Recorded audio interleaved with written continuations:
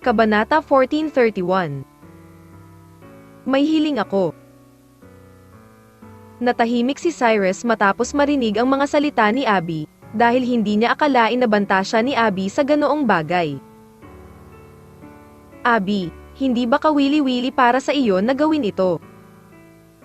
Sumimangot si Cyrus at sinabi kay Abby. Bakit hindi ito makatwiran? Tumugon si Abby na may maliit na bibig, at pagkatapos ay sinabing may ngiti. Sa tingin ko ito ay medyo kawili-wili, hindi mo ba ako pinagtatawanan ngayon? Maaari kang magpatuloy sa pagtawa. Pagbalik ko ngayong gabi, gusto kong tingnan ang aking pinsan. Mag-impake ka na. Isang bakas ng kawalan ng kakayahan ang sumilay sa mga mata ni Cyrus. Hindi man lang niya naalala na may hawak pa pala siya sa mga kamay ni Abby ngayon. Humihingi ka ng tawad o paglaruan mo ako. Maaari kang pumili para sa iyong sarili. Sabi ni Abby kay Cyrus ng buong pagmamalaki. Saglit na nag-alinlangan si Cyrus, at pagkatapos ay mahinang sinabi. Kung talagang balak mo akong tulungan ka, magagawa mo, ngunit may kahilingan ako. Any request? Tumingin si Abby kay Cyrus at nagtanong. Napakasimple nito, basta huwag mong istorbohin ang mga pangyayari sa pagitan namin ni Margot. Mabilis na sabi ni Cyrus. Bakit parang ang ganda mo? Hindi ako papayag sa hiling mo. Anyway, hihingi ka ng tawad sa akin o paglaruan mo ako ngayon, kung hindi, sasabihin ko sa pinsan ko ang ginawa mo, mas gusto kong makita natin kung paano. Balak mong ipaliwanag sa pinsan ko. Niyakap ni Abby ang kanyang mga balikat at sinabi sa napaka-provocative na tono. Sa oras na ito, si Cyrus ay nakaramdam ng labis na panghihinayang sa kanyang puso, dahil kung alam niya na ito ang kaso, hindi niya sana nasaktan si Abby. Sister Joda, dinala mo ako dito ngayon, wala kang pakialam sa bagay na ito. Sa oras na ito, walang ibang pagpipilian si Cyrus kundi humingi ng tulong kay Joda. At si Joda ay nagpakita rin ng walang magawang ekspresyon, at mahinang nagsabi. Ito ay isang bagay sa pagitan mo at ni Abby, at mukhang wala itong kinalaman sa akin, tama. Ikaw. Ngayon lang napagtanto ni Cyrus na halatang niloloko siya ng dalawang babaeng ito. Ang mukha ni Abby ay tila lalong nagmamalaki matapos makita si Jordan na tinutulungan siyang magsalita. Cyrus, ang batang iyon ay tinakat mo ngayon, at ngayon si Abby ay hindi makakahanap ng mas angkop na kandidato sa grupo, kung hindi, dapat mo siyang tulungan. Nagkusa si Jordan na sabihin kay Cyrus. Sinulyapan ni Cyrus si Abby nang walang magawa. At pagkatapos ay mahinang sinabi, kung gusto mong makipagtulungan ako sa iyo, ayos lang, ngunit kailangang magbago ang iyong paraan ng pagtugtog ng piano. Nangyari ang pagbabago. Hindi napigilan ni Abby na matigilan pagkatapos marinig ito, at pagkatapos ay mahinang tinanong si Cyrus, paano ako magbabago? Kalimutan ang lahat ng mga kasanayan na natutunan mo noon. Hindi mo na kailangan pang sundin ang ritmo sa iskor, maaari mong husgahan ang pagbabago ng tunog ayon sa pagbabago ng iyong kalooban, upang maramdaman mo ito ng mas intuitive. Ang emosyon na gusto mong ipahayag. Sabi ni Cyrus kay Abby sa seryosong tono. Tumingin si Abby kay Cyrus na may bakas ng pag-aalinlangan sa kanyang mga mata. Kung tutuusin, ang sinabi ni Cyrus ay ibang-iba sa natutunan niya noon. Kung hindi mo naiintindihan ang ibig kong sabihin, maaari mong subukan ito ngayon. Kung sa tingin mo ay gumagana ang sinabi ko, pagkatapos ay gawin kung ano ang sinasabi ko. Kung sa tingin mo ay walang silbi ang sinasabi ko, pagkatapos ay sundin mo ang iyong pamamaraan. Iyon lang. Dagdag ni Cyrus. Bagamat si Abby ay hindi kumbinsido sa kanyang puso, nagtataka pa rin siya kung ang paraan na sinabi ni Cyrus ay talagang epektibo. Kaya kinuha ni Abby ang kanyang violin at nagsimulang tumugtog. Sa simula, malinaw na medyo hindi komportable si Abby sa pamamaraan ni Cyrus. Pagkatapos ng lahat, ang pamamaraang ito ay nangangailangan ng pag-abandona sa lahat ng mga kasanayang natutunan niya noon. Ngunit habang unti-unting nasanay si Abby, nalaman niyang talagang kapaki-pakinabang ang pamamaraan ni Cyrus. Kahit na si Abby ay gumawa ng maling tunog sa ilang mga lugar, ang epekto ay napakaganda. Pagkaraan ng ilang sandali, tumigil si Abby sa kanyang mga galaw. Anong pakiramdam mo? Nakangiting tanong ni Cyrus kay Abby. Ate Joda, ano sa palagay mo? Hindi pinansin ni Abby si Cyrus, ngunit itinaas ang kanyang ulo at tinanong si Joda. Sa tingin ko ay mas maganda ang epekto kaysa sa nauna mo, ngunit maaaring kailangan mo ng kaunting oras para masanay sa ganitong paraan. Nakangiting sabi ni Joda. Lumingon si Abby at sinulyapan si Cyrus.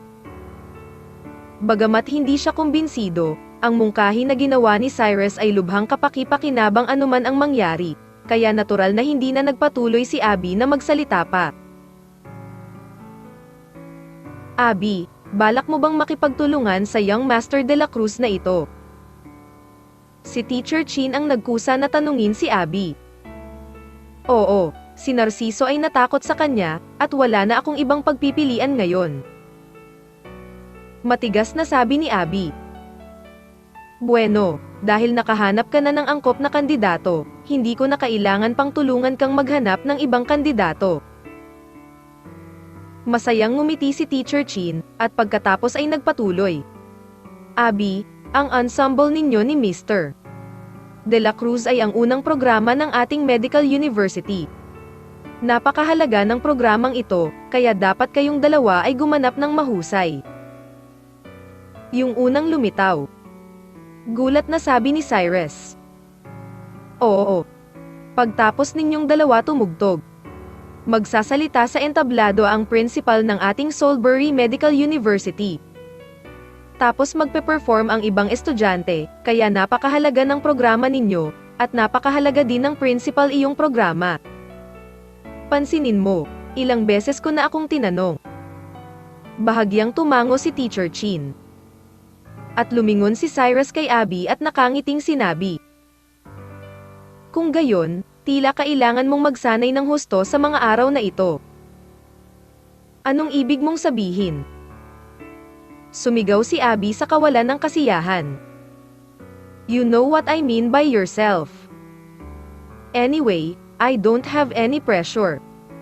After all, I am not a student of your Salisbury Medical University. Kahit masama ang performance, wala itong epekto sa akin, at ikaw ay iba. Nakangiting sabi ni Cyrus. Ikaw. Tumingin si Abby kay Cyrus na may galit na ekspresyon sa mukha. Sige, gabi na, mauna na ako, pwede ka na dito at mag-practice ng mabuti. Nakangiting sabi ni Cyrus kay Abby. Paano ako magsasanay kapag wala ka? Malakas na sigaw ni Abby.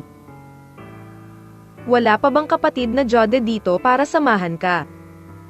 Ang kulang mo ngayon ay hindi kooperasyon, kundi sarili mong problema, kaya kahit manatili ako dito, walang magawa, kailangan mo pa ring tumugtog ng violin. Magsanay ka. Malumanay na sagot ni Cyrus, pagkatapos ay tumalikod at umalis. Kabanata 1432. Ano ang kinatatakutan mo sa akin? Pagkaalis ni Cyrus sa music room ng Salisbury Medical University, sumakay siya ng taxi at bumalik sa tahanan ni Margot. Sa katunayan, sadyang iniwan ni Cyrus doon sina Abby at Joda. Kung tutuusin, si Abby ang pinakamalaking hadlang na itinulak ni Cyrus kay Margot. Ngayong nagsasanay na ng piano si Abby sa paaralan, walang makakaimpluwensya kina Cyrus at Margot. Dalawang mundo. Pag-uwi ni Cyrus, nalaman niyang hindi pa bumabalik si Margot. Nakaupo lang siya sa sofa nanonood ng TV at hintayin na bumalik si Margot. Mahigit 5:00 ng gabi. Sa wakas ay bumalik si Margot. Matapos makita si Margot, si Cyrus ay nagmamadaling sumalubong sa kanya, at pagkatapos ay nagtanong ng nakangiti, "Margot, nakabalik ka na. Kumusta ang pakikipag-usap mo sa mga mamumuhunan ngayon?" Hindi masyadong maganda ang epekto ng usapan.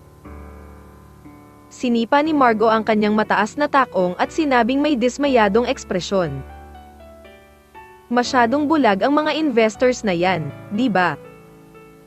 Naglakad si Cyrus sa tabi ni Margot at mahinang sinabi, "Actually, hindi naman sa mga investors na ito ay walang vision. Ang pangunahing dahilan ay ang ating mga cosmetics ay walang masyadong international competitiveness. Kung tutuusin, parehong saturated ang mga high-end cosmetics at mid-end cosmetics markets, kaya hindi available ang mga produkto ng ating kumpanya. Sa lahat, kahit anong kompetisyon." Umupo si Margot sa sofa at sinabi sa pagod na boses. Medyo nalungkot si Cyrus nang makita niya si Margot na ganito. Kaya nagkusa siyang tulungan si Margot na himas-himas ang kanyang mga balikat, at mahinang sinabi, "Kung gusto mong sabihin sa asawa mo, hindi mo kailangang pagod na pagod. Sa lahat, tatawagan ko si Jonathan ngayon at wala kang anumang tanong. Solve 8. Hindi mo pa ako asawa, at gaya ng sinabi ko, hindi ko kailangan ng tulong mo, may gusto akong gawin sa sarili ko." Galit na sabi ni Margot. "Okay, dahil may gusto kang gawin, hindi kita tutulungan." Walang magawang tumango si Cyrus, at pagkatapos ay nagpatuloy. "Ngunit sa palagay ko, ang iyong kumpanya ng kosmetiko ay dapat tumuon sa mga high-end na kosmetiko mula sa Huaxia. Kung hindi, ayon sa kasalukuyang sitwasyon, magiging mahirap para sa mga produkto ng iyong kumpanya na buksan ang merkado." Anong ibig mong sabihin? Hindi mapigilan ni Margot na matigilan matapos marinig ang mga salita ni Cyrus. At pinigilan ni Cyrus ang paggalaw ng kanyang mga kamay at direktang ipinatong ang kanyang ulo sa hita ni Margot. Nagulat si Margot sa ginawa ni Cyrus, at mabilis na itinulak ang ulo ni Cyrus palayo. "Kung gusto mo ng payo ko, hayaan mo akong humiga sa iyong kandanggan." Nakangiting sabi ni Cyrus kay Margot. Isang pahiwatig ng kawalan ng kakayahan ang sumilay sa magagandang mata ni Margot, at pagkatapos ay mahina niyang sinabi, "Pagkatapos ay humiga ka." Nang makitang pumayag si Margot, mabilis na inilagay ni Cyrus ang kanyang ulo sa magagandang binti ni Margot at naamoy ang mahinang halimuyak ng katawan ni Margot. Anong sabi mo ngayon lang? Nag-aalalang tanong ni Margot kay Cyrus. "Actually, napakasimple lang ng gusto kong sabihin. Ngayon, saturated na ang cosmetics market, maging high-end cosmetics man o mid-end cosmetics. Napakahirap mag-stand out ng mga produkto ng kumpanya mo, pero may cosmetic na ang hindi ginagawa ng sino man, iyon ang pinakatradisyonal na mga pampaganda sa China." Huminto si Cyrus, at pagkatapos ay nagpatuloy. "Kaya sa palagay ko ang iyong kumpanya ay maaaring umunlad sa direksyon na ito at lumikha ng pinakatunay na mga kosmetikong Chino. At ang mga hilaw na materyales na ginamit ay ang mga produktong Chino. Maaari kang magbukas ng isang bagong merkado, upang hindi mo kailangang makipagkumpetensya sa mga malalaking tradisyonal na tatak." Mukhang may sense ang sinabi mo. Bakit hindi ko naisip ang mga bagay na ito noon pa? Mabilis na sabi ni Margot. Siyempre ito ay makatwiran. Ang kultura ng Huaxia ay napakalawak at malalim pa rin. Ngayon kahit natingnan natin ang lahat ng mga pampaganda sa mundo, karaniwang mayroong malalaking dayuhang tatak, ngunit mayroong napakakaunting mga tatak ng kosmetiko sa Huaxia, at kahit na kung meron man, lahat sila ay nagtitinda ng karne ng aso sa ilalim ng pagkukunwari ng tupa. Nitong mga nakaraang taon, karamihan sa mga tao ay mga dayuhan, na nagudyok sa kanila na isipin na ang mga bagay na imported ay mabuti, ngunit ngayon ay iba na. Marahang hinaplos ni Cyrus ang magagandang binti ni Margot habang nagsasalita ito, at sa pagkakataong ito ay itinuon ni Margot ang lahat ng kanyang atensyon sa sinabi ni Cyrus. Ngayon ang ating mga inchik ay nagsimulang mapansin na ang mga bagay na iniwan ng mas lumang henerasyon ay ang pinakamahusay. Kaya bagaman ang market share ng tradisyonal na gamot na Tsino ay hindi kasing ganda ng sa Western medicine. Maraming mga tao ang gusto ng tradisyonal na Chinese medicine, dahil pakiramdam nilang lahat ay may pakinabang sa katawan ng tao ang tradisyonal na gamot ng Tsino. Maliit ang pinsala. Sinabi ito ni Cyrus dahil isa na siyang martial artist ngayon, kaya alam na niya ang kapangyarihan ng kulturang Tsino. Tama ka. Noong nawala ang alaala ko. Kahit sa pinakamagandang ospital sa United States. Wala silang magawa.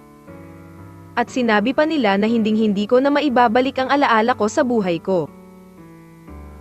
Pero binigyan mo lang ako ng isang pill medicine, talagang nabawi ko ang aking memorya, habang iniisip ko ito ngayon, mas nakakamangha ito. Tuwang-tuwang sabi ni Margot kay Cyrus. Ito ay hindi ang pinakakamangha-manghang bagay. Minsan narinig ko mula sa aking mga kaibigan na ang ilang mga tao ay maaaring gumawa ng isang kosmetiko na hindi lamang hindi nakakasama sa balat ng mga tao. Ngunit maaari ring mapabuti ang balat ng isang tao sa pinakamalawak na posible. Maaari itong gawin sa pinakanatural na paraan. Kung iisipin mo, kung may ganoong produktong kosmetiko, tiyak na patok ito sa merkado. Hanggat monopolize ng iyong kumpanya ang teknolohiyang ito, gusto mong maging isang pang-internasyonal na first line na tatak sa hinaharap. Ito rin ay isang napakasimpleng bagay, at maaari mo ring isulong ang ating kulturang Tsino nga pala. Mahinang sabi ni Cyrus habang hinahaplos ang magagandang binti ni Margot. Kailangan kong sabihin na talagang maganda ang pakiramdam ng mga binti ni Margot, at ang mga kamay ni Cyrus ay patuloy na umuunat ng hindi sinasadya. Nang makitang palaki ng palaki ang mga galaw ni Cyrus. Mabilis na inabot ni Margot para pigilan si Cyrus. Pagkatapos ay sumimangot at sinabing, Cyrus, alam kong napakaganda ng paraan mo, ngunit hindi ito akma sa kasalukuyang sitwasyon ng aming kumpanya.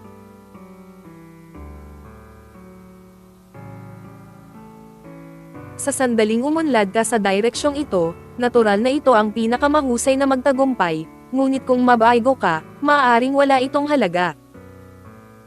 Anong kinatatakutan mo sa akin dito? Tumingin si Cyrus kay Margot at ngumiti, at pagkatapos ay nagpatuloy. Maaari mong gawin ito ayon sa aking mga ideya, at makita ang epekto pagdating ng panahon. Kung ang epekto ay mabuti, maaari mong ipagpatuloy ito. Kung ang epekto ay hindi mabuti, maaari mong talikuran ang rutang ito, ang iyong kumpanya hindi ba ako makakabawi sa pagkawala para sa iyo?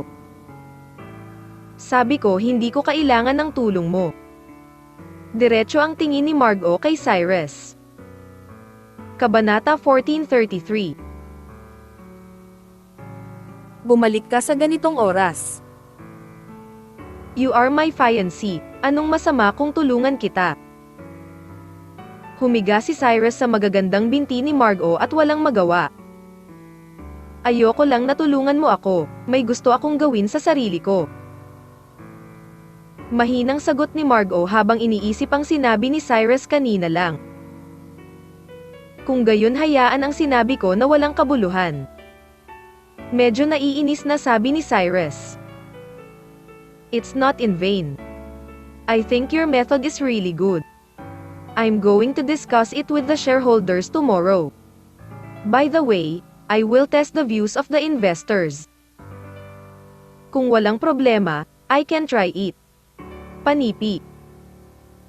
Nakangiting sabi ni Margot. Huwag kang mag-alala, tiyak na magtatagumpay ang pamamaraan ko.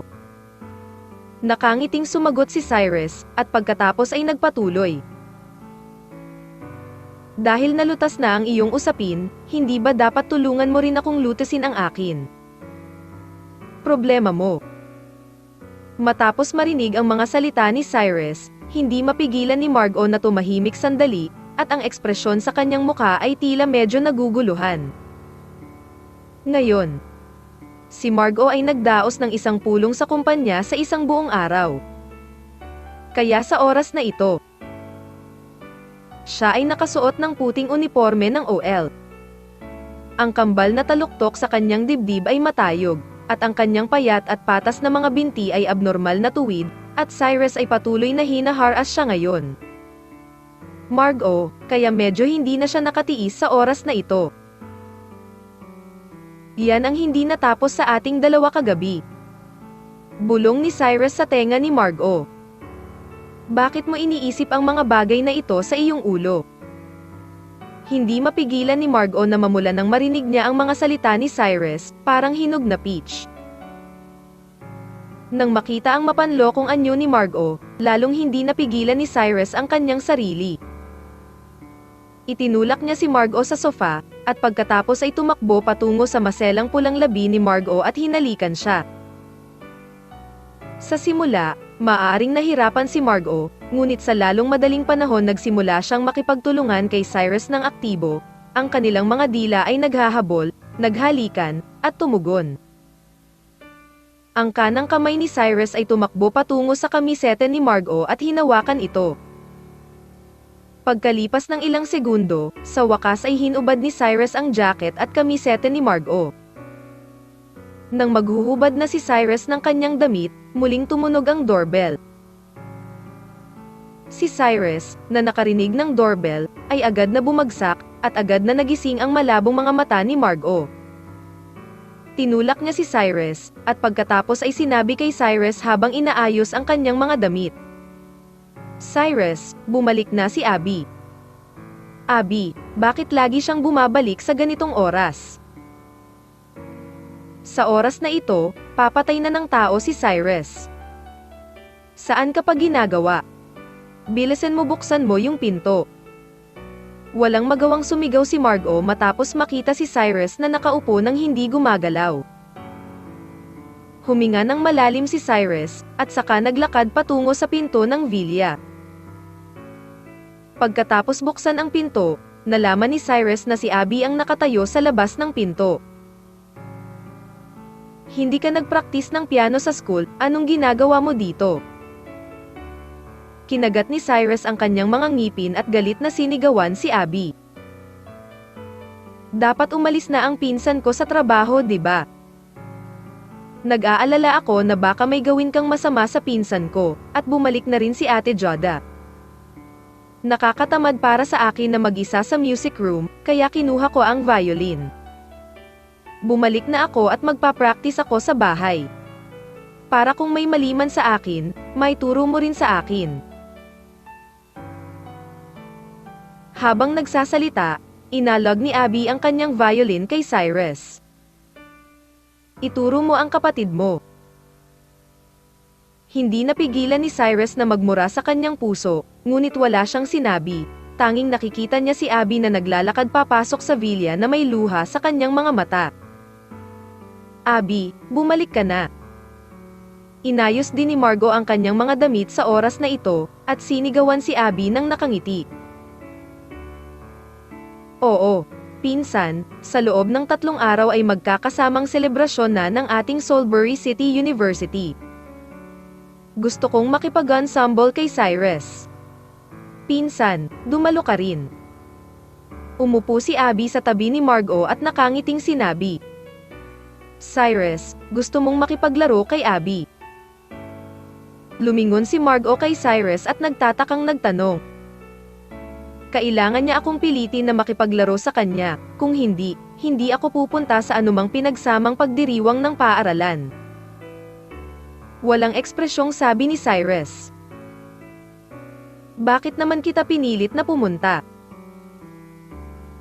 Kung hindi dahil sa hindi ako makakahanap ng angkop na kandidato, hindi kita pipiliin. Mabilis na sumagot si Abby. Sa kabilang banda, ngumiti si Margot at mahinang nagsabi, nakatanggap nga ako ng isang imbitasyon para sa pinagsamang pagdiriwang ng paaralan ngayon. Noong una ay binalak kong tanggihan ito, ngunit dahil gusto niyong dalawa na maglaro ng magkasama, kung gayon tiyak na pupunta ako at tingnan. Ito. Ang ganda talaga. Masayang sigaw ni Abby. Kayong dalawa, mag-usap kayo, pupunta ako sa kwarto para magpahinga. Nakaramdam ng pananakit ng ulo si Cyrus nang makita niya si Abby, kaya bumalik siya sa kanyang silid pagkatapos sabihin ito. At nakipag-chat si Abby kay Margot. Sa isang kisap mata, 3 araw na ang lumipas.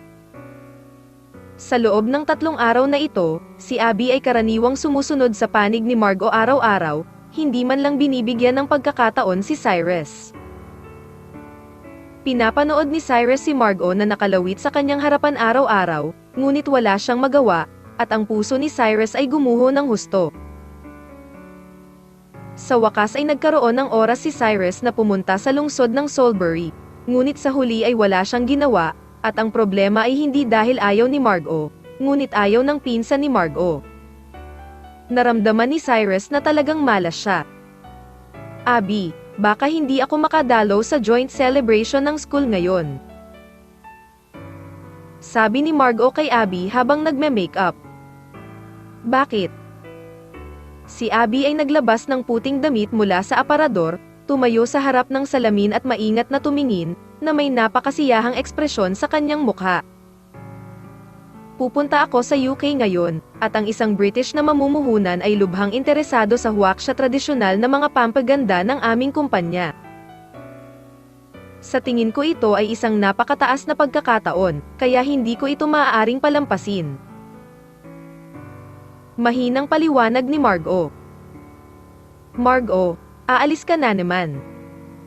Matapos marinig ito, si Cyrus ay nagmadaling pumasok sa silid at tuwang-tuwa na nagtanong. Ano?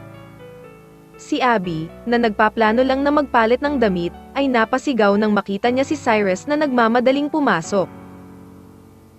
Si Cyrus ay likas na sumulyap sa kinatatayuan ni Abby, at nalaman na hinubad ni Abby ang kanyang mga damit sa oras na ito, ngunit ang mga damit ay hindi pa nahuhubad.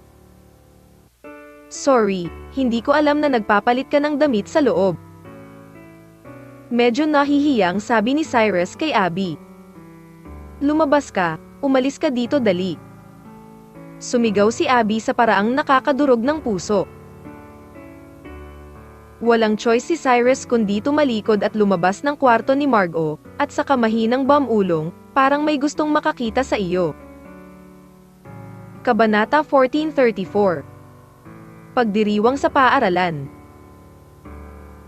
Naghintay si Cyrus sa sala ng halos 10 minuto bago tuluyang lumabas ng kwarto sina Margot at Abby. Margot, ngayon ko lang nabalitaan na pupunta ka sa England. Tanong ni Cyrus kay Margot. Oo. Sinabi ko sa mga shareholder ng aming kumpanya ang tungkol sa iyong ideya ilang araw na ang nakakaraan. At lahat sila ay tila iniisip na ang iyong ideya ay magagawa. At mayroon ding isang kumpanya ng pamumuhunan ng British na interesado sa aming proyekto at nag-imbita sa akin pumunta sa England at kausapin mo sila. Mahinang sabi ni Margot. Pero wala ka na, anong dapat kong gawin? Walang magawang sabi ni Cyrus. Ang tagal mong hiwalay sa pinsan ko, hindi ka ba naging maganda ang buhay mo? Bakit hindi mo kayang mabuhay nang wala ang pinsan ko? Kakaibang sabi ni Abby sa kanyang maliit na bibig na yin at yang.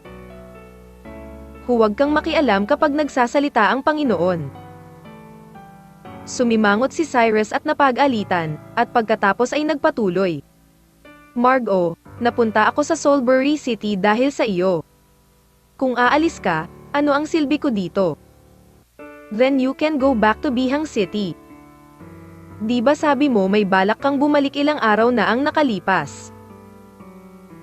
Sabi ni Margot pagkatapos mag-isip ng ilang sandali. Wala akong gagawin sa pagbabalik ko ngayon, paano kung pupunta ako sa England kasama ka? Tanong ni Cyrus. Hindi, kung pupunta ka sa England kasama ang aking pinsan, pagkatapos ay pupunta rin ako, kailangan kong protektahan ang aking pinsan. Mabilis na sigaw ni Abby. Nilinga ni Cyrus ang kanyang ulo at sinulyapan si Abby, na may kakaibang ekspresyon sa mukha, at sinabi sa mahinang boses, "Okay, kung gusto mong pumunta, maaari kang pumunta, hindi ako pupunta. HMPH, kung hindi ka pupunta, hindi rin ako pupunta." Sabi ni Abby na may maliit na bibig. "Margo, ihahatid kita sa airport, at pupunta ako sa joint celebration ng school pagkatapos kitang paalisin." Alam ni Cyrus sa kanyang puso na kung susundan niya si Margo sa UK, tiyak na susundan siya ni Abby para manggulo, kaya mas mabuting hindi na pumunta, kaya binitawan ni Cyrus ang ideya. Okay. Masayang tumango si Margo matapos malaman na ihahatid siya ni Cyrus sa airport. At sinabi ni Abby sa isang naguguluhan na tono, "Cyrus, wala ka bang balak na palihim na pumunta sa England kasama ang aking pinsan? Huwag mong kalimutan na nangako ka sa akin na pupunta ako sa pagdiriwang ng paaralan. Kung maglakas loob kang payagan ako go, siguradong hindi ko ito pababayaan. Lampasan mo na." Walang magawang sumulyap si Cyrus kay Abby, at pagkatapos ay direktang inakay si Margo sa labas ng villa. At hindi pumunta si Abby sa airport kasama sina Cyrus at Margo dahil kailangan niyang pumunta sa paaralan ng maaga upang maghanda. Bandang alas 8 ng umaga, isinakay ni Cyrus si Margo sa eroplano at hinayaan si Richard at Alexa na sumama kay Margo sa UK. Ang kasalukuyang Richard at Alexa ay karaniwang mga personal na bodyguard ni Margo. Pagkatapos ng lahat, si Cyrus ay isang martial artist, kaya hindi niya kailangan ang proteksyon ng 2 taong ito. Sa kabilang banda, si Margo ay palaging nasa Salisbury City, kaya nag-aalala si Cyrus na may mag-aalaga sa kanya. Si Margo ang nagsimula. Matapos paalisan si Margo, pinaandar ni Cyrus ang kotse ni Margo sa plaza kung saan ginanap ang pinagsamang pagdiriwang ng paaralan. Dapat mong malaman na ito ay hindi isang selebrasyon ng isang paaralan, ngunit ang pinagsamang pagdiriwang ng 3 paaralan. Ang mga guro at mag-aaral ng 3 paaralang ito na magkasama ay dapat na hindi bababa sa 10,000 tao. Kaya ang mga ordinaryong lugar ay hindi kayang tumanggap ng napakaraming tao. So basically every joint school celebration is held in the municipal square in front of the municipal government. Bukod dito, isasara ang kalsada sa oras na iyon, at hindi makapasok ang mga ordinaryong tao, upang matiyak ang kaligtasan ng mga mag-aaral na kalahok sa pagdiriwang ng paaralan. Nakipag-usap na si Cyrus kay Abby noon, at nakatanggap din ang kumpanya ni Margo ng liham ng imbitasyon, kaya napakadali niyang nakarating sa plaza. Sa oras na ito, karamihan sa mga mag-aaral ay dumating na, at pagkatapos ay maaari silang makahanap ng kanilang sariling mga posisyon ayon sa kanilang sariling mga paaralan at klase. Sinasabing para sa magkasanib na selebrasyon na ito, ginawa ng 3 paaralan ang kanilang makakaya, at parehong may mataas na kalidad ang mga programang inihanda at ang mga imbitado. Kung tutuusin, ang pagdiriwang na ito ng paaralan ay hindi kasing simple ng pagdiriwang ng paaralan, ito ay may kaugnayan din sa katayuan ng paaralan sa Salisbury City. Sa orihinal, ang Salisbury University ay talagang nasa parehong antas ng Salisbury Medical University at Salisbury University of Technology. Ngunit ito ay dahil ang Salisbury University of Technology ay maraming malalaking boss, at ang mga malalaking boss na ito ay darating upang lumahok sa tuwing gaganapin ang pinagsamang pagdiriwang. Iniisip ng mga tao na ang Salisbury University of Technology ay mas malakas kaysa sa Salisbury University at Salisbury Medical Science. Sa madaling salita, ang ganitong pinagsamang pagdiriwang ng paaralan ay isang pagkakataon din para sa mga paaralan na magkumpara at makipagkumpetensya sa isa't isa. Ito ang dahilan kung bakit binibigyang halaga ng mga pinuno ng maraming paaralan ang magkasanib na pagdiriwang na ito. Siyempre, ang mga estudyante ng Salisbury University ay lubos na kumpiyansa sa pagkakataong ito.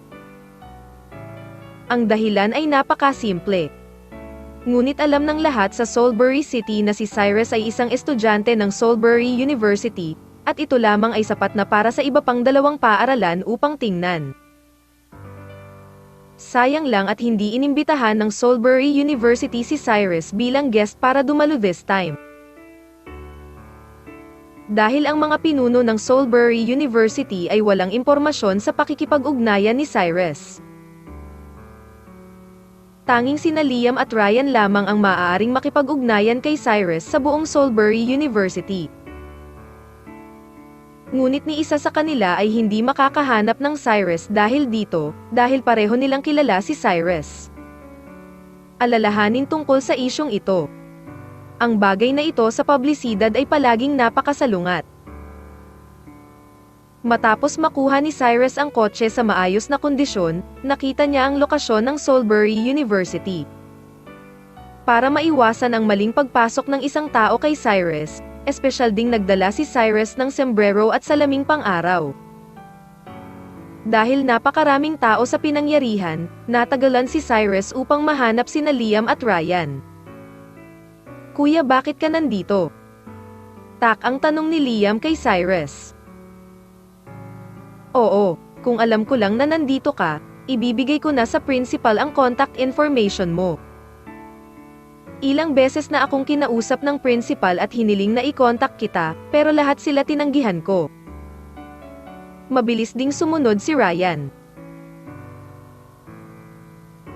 Wala akong planong lumahok, ngunit hiniling sa akin ni Abby na tulungan siyang magtanghal, kaya pumunta ako rito. Nakangiting paliwanag ni Cyrus. "So ayun nga, hindi na kita kilala kapag nagbihis ka ng ganito." Nagnganga ang ngipin ni Liam at sinabing, "No way, sobrang daming nakakakilala sa akin sa Soulbury City.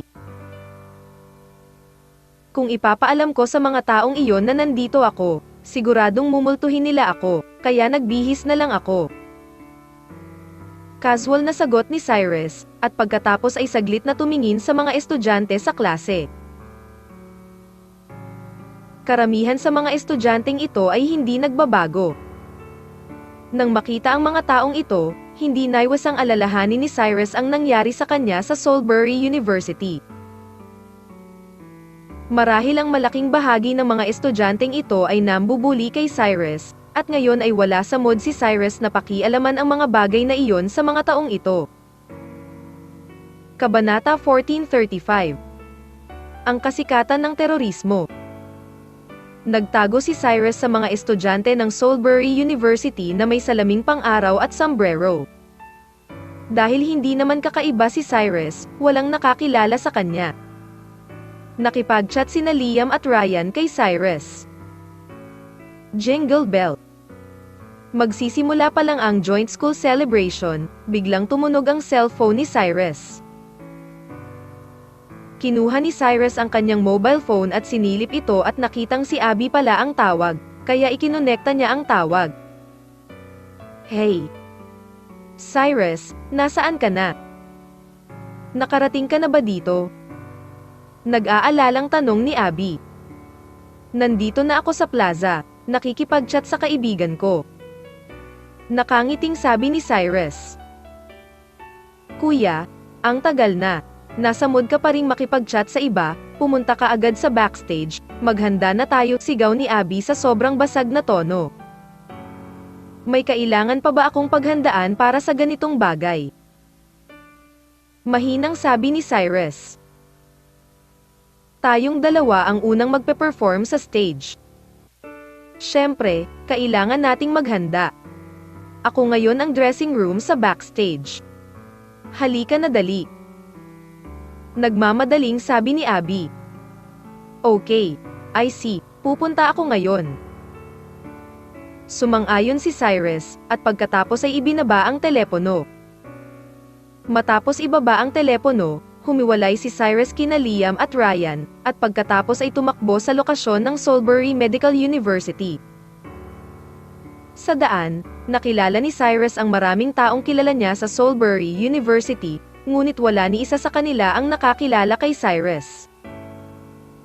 "Cyrus, Nang hahanapin na sana ni Cyrus ang dressing room ng Salisbury Medical University, bigla niyang narinig na may tumawag sa kanyang pangalan sa likuran niya. Biglang lumingon si Cyrus at nalaman na si Jera iyon. Sa katunayan, walang masyadong kontak si Cyrus kay Jera, dahil lang sa hinaras ni Robert si Jera sa simula, at tinulungan ni Cyrus si Jera na turuan ng leksyon si Robert. Bagamat naramdaman ni Cyrus na wala siyang intersection kay Jera, nag-iwan si Cyrus ng napakalalim na impresyon kay Jera. Dahil noong nagdaos ng sports meeting ang Salisbury University, umasa si Cyrus sa isang tao para imbitahan ang mga big boss ng buong Cannon Province. Noong panahong iyon, ang insidenteng ito ay nagdulot ng kaguluhan sa Salisbury University. Nalaman ng maraming tao na si Cyrus ay the legendary Master de la Cruz. Napakaganda pa rin ni Jera ngayon. Nakasuot ng itim na damit na may balakang, na nagpapakita ng malaking bahagi ng makatarungang balat sa kanyang dibdib, ang kanyang mga binti ay payat at tuwid, at ang kanyang mga paa ay nakatapak sa isang pares ng mataas na takong. Ang babaeng ito, si Jera, ay napakatangkad, at ang kanyang mahahabang binti ay nakatapat lang sa langit. Sa oras na ito, pagkatapos magsuot ng mataas na takong, mas matangkad pa siya ng kaunti kay Cyrus. Ikaw ba talaga?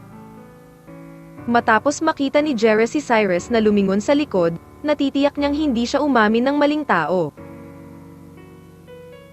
Long time no see.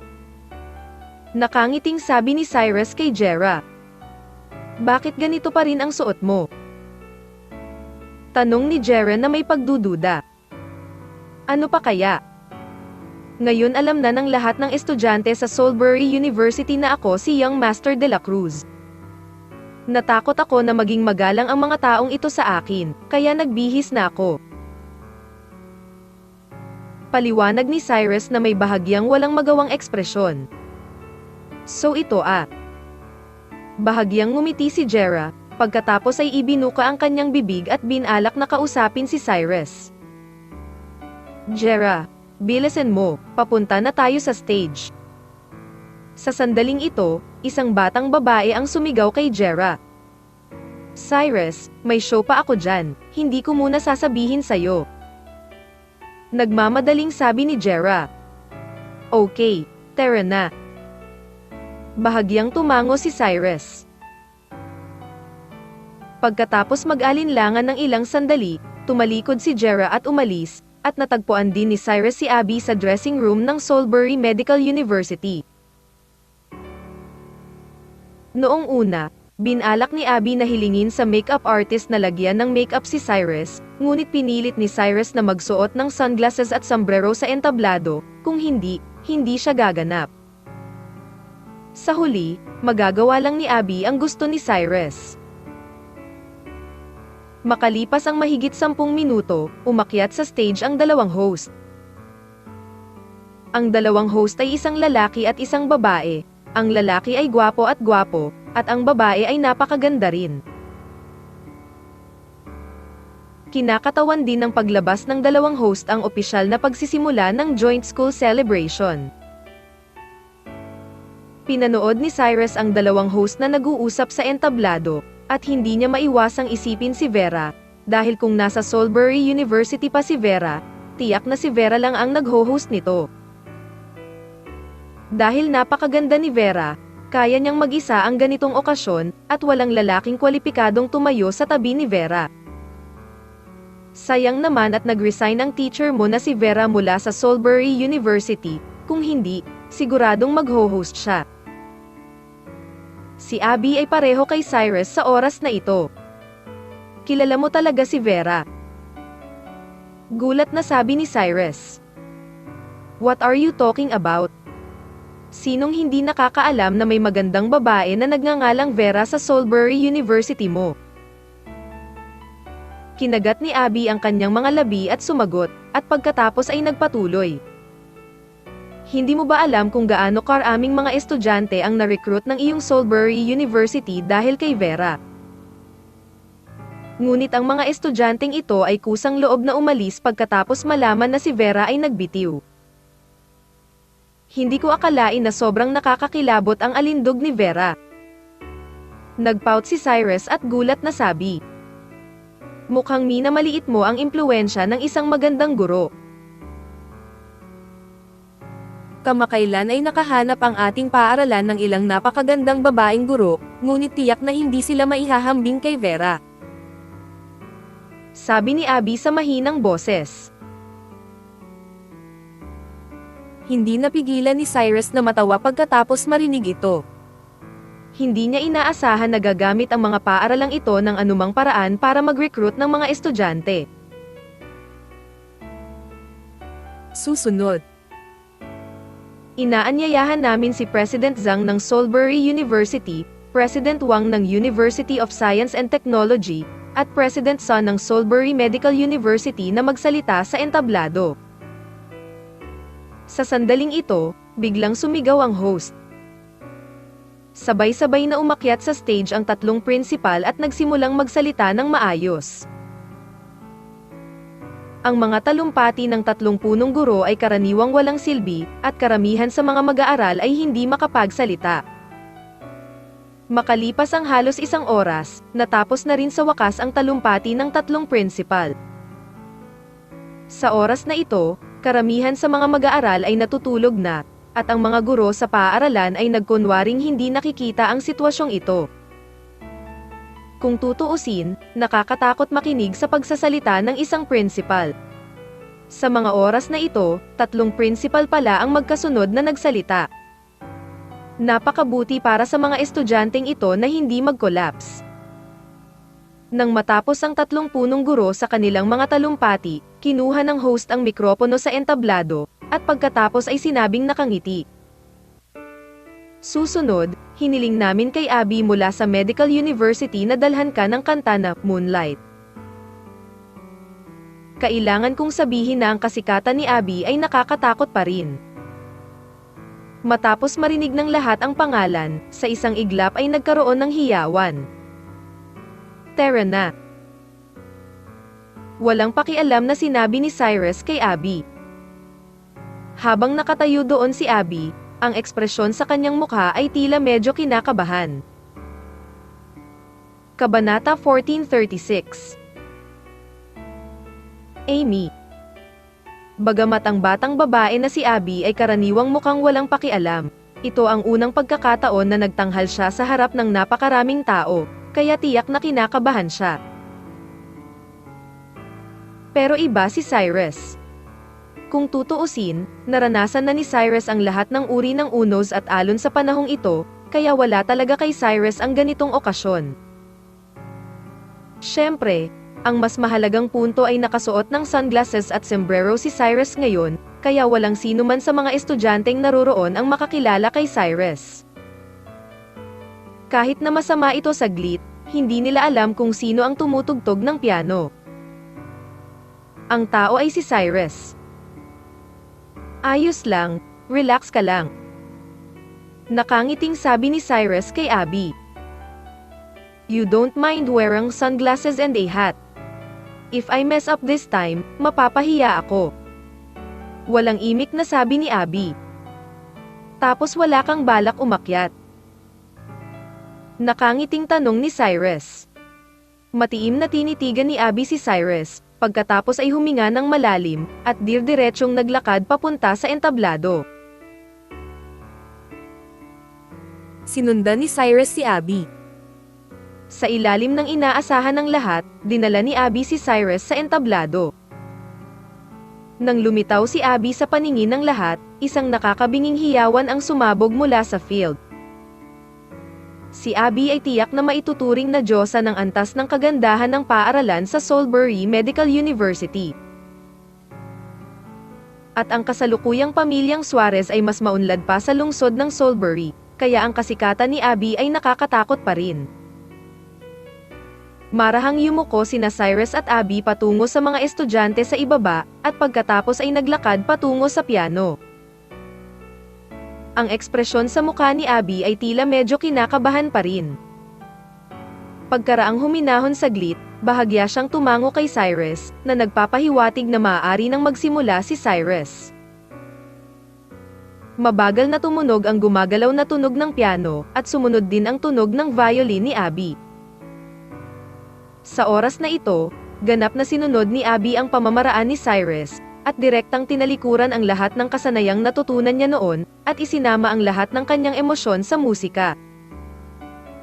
Bagamat may mga maliliit na pagkukulang sa pagtutulungan ni Cyrus at Abby, perpekto na ito para sa mga mag-aaral na hindi talaga nakakaintindi ng musika. Isawsaw ang iyong sarili sa musika at tahimik na maranasan ang mga emosyong nakapaloob sa musika. Si Abby ay tila mas kumpiyansa din, at ang kanyang pagganap ay mas komportable din. Sa oras na ito, ang mga guro ng musika sa audience ay madalas ding tumango, na para bang sila ay lubos na nasisiyahan sa grupo ni Cyrus at Abby. Magaling tumugtog ng piano ang batang ito, estudyante ba siya ng medical school mo? Tanong ng propesor ng musika ng Salisbury University sa tonong naguguluhan. Hindi isang estudyante ng aming paaralan, at hindi ko pa nakilala ang taong ito. Napakataas ng talento ng taong ito sa piano. Kung makakarating siya sa ating Salisbury University para magsanay ng mabuti, tiyak na makakamit niya ang magagandang tagumpay. Mahinang sagot ng music fight ng Salisbury University. Anong ibig mong sabihin dyan? Ang mga music teacher sa medical university natin ay hindi kasing galing mo sa Salisbury University. Haha, hindi yun ang ibig kong sabihin, tingin ko lang medyo kawawa naman tong batang ta. Tinalakay ng propesor ng musika ng Salisbury University at ng guro ng medical university ang bawat salita. At parang curious na curious ang mga estudyante sa audience sa identity ni Cyrus. Tutal hindi naman nila alam kung sino ang batang tumugtog ng piano. Hindi ko inaasahan na si Cyrus ay magaling tumugtog ng piano. Nagtatakang sabi ni Liam. Oo, bakit hindi ko alam na nagsasalita pa pala si Cyrus tungkol sa piano? Sinundan ito ni Ryan. Sa sandaling ito, dahan-daang huminto ang isang puting yaya na kotse sa pasukan ng plaza. Ang bintana ng kotse ay dahan-daang bumaba. At isang magandang babae na may salaming pang-araw ay tumingin kay Cyrus sa entablado ng may pag-iisip, at pagkatapos ay nagpakita ng napakasayang ngiti. Pagkaraan ng hindi kilalang tagal, sa wakas ay huminto ang musika. Ang mga estudyanteng naroroon ay tila naakit sa musika, at hindi namalayan na natapos na ang ensemble. Maraming salamat sa pagdala nitong liwanag ng buwan. Ngumiti ang host at sinabi kina Cyrus at Abby. Bahagyang ngumiti si Abby, at pagkatapos ay inilabas si Cyrus sa entablado. Nang umalis si Abby, nag-react ang mga estudyante at nagsimulang pumalakpak. Paano ba? Medyo nagtutulungan tayong dalawa ha. Nilinga ni Cyrus ang kanyang ulo at nakangiting sinabi kay Abby. Maging ganyan tayo. Nagpout si Abby at sumagot. Bagamat sinabi iyon ni Abby sa kanyang mga labi, talagang napakasaya niya sa kanyang puso, dahil mismong si Abby ay hindi umaasa ng ganoong magandang epekto. Mula sa pagsang-ayon ng mga mata ng guro ng musika, alam ito ni Abby. Napakatagumpay ng pagtatanghal. Pagkababa ni Cyrus at Abby sa entablado, random silang nakahanap ng isang lugar, at pagkatapos ay nagsimulang tangkilikin ang mga programa ng ibang paaralan. Basically, bawat departamento sa 3 paaralan ay magsasagawa ng mga programa, at iba-iba rin ang mga uri ng mga programa. May mga nagsasabi na may mga taong kumakanta at sumasayaw sa crosstalk, at ang kalidad ng mga programang ito ay napakaganda pa rin. Kung tutuusin, sila ay gumanap sa mga ganoong mahahalagang okasyon, ang mga ordinaryong palabas ay hindi lang umaakyat sa entablado. Sa isang kisap mata, mahigit 2 oras ang lumipas. Sa oras na ito, tila mahigit kalahating oras na lang ang natitira bago matapos ang pagdiriwang ng paaralan. Gayunpaman, nalaman ni Cyrus na wala ni isa sa mga estudyante ang umalis, na parang may hinihintay silang lahat. Sa oras na ito, ang host ay umakyat sa entablado, at pagkatapos ay sinabi ng may ngiti. Alam na alam ko na ang lahat ay dapat na naghihintay para sa isang tao na lumitaw. Upang maging tapat sa iyo. Ako ay isang tagahanga din ng Diyosa na ito, kaya ako din ang walang karagdagang abala. Anyayahan natin si Amy mula sa Salisbury University na dalhan ka ng kantang Love of 8,000 Years. Amy. Nanlamig si Cyrus sa pwesto matapos marinig ang mga salita ng host. At ang mga estudyanteng nasa ilalim ng entablado ay nahulog din sa kumukulo sa isang iglap. Amy. Amy. Hindi mabilang na tao ang sumigaw sa pangalan ni Amy. Nakatayo doon si Cyrus na tulala. Ang ekspresyon sa kanyang mukha ay bukod pa sa pagkagulat, dahil hindi man lang alam ni Cyrus na bumalik na si Amy sa China, at dumating pa siya para lumahok sa pagdiriwang ng paaralan. Malapit mo nang makita ang iyong maliit na manliligaw, hindi ka ba nasasabi? Lumingon si Abby kay Cyrus, at nagtanong ng kakaiba. Tinitigan ni Cyrus ang posisyon ng entablado, sa oras na ito ay hindi pa rin siya makapaniwala na narito talaga si Amy. Ngunit huwag kang mag-alala, hindi ko sasabihin sa aking pinsan ang tungkol dito, ngunit kailangan mong linawin kay Amy. Ayokong maging malungkot ang aking pinsan dahil sa iyong mga bagay sa hinaharap. Tumingin si Abby kay Cyrus at nagpatuloy. Kabanata 1437.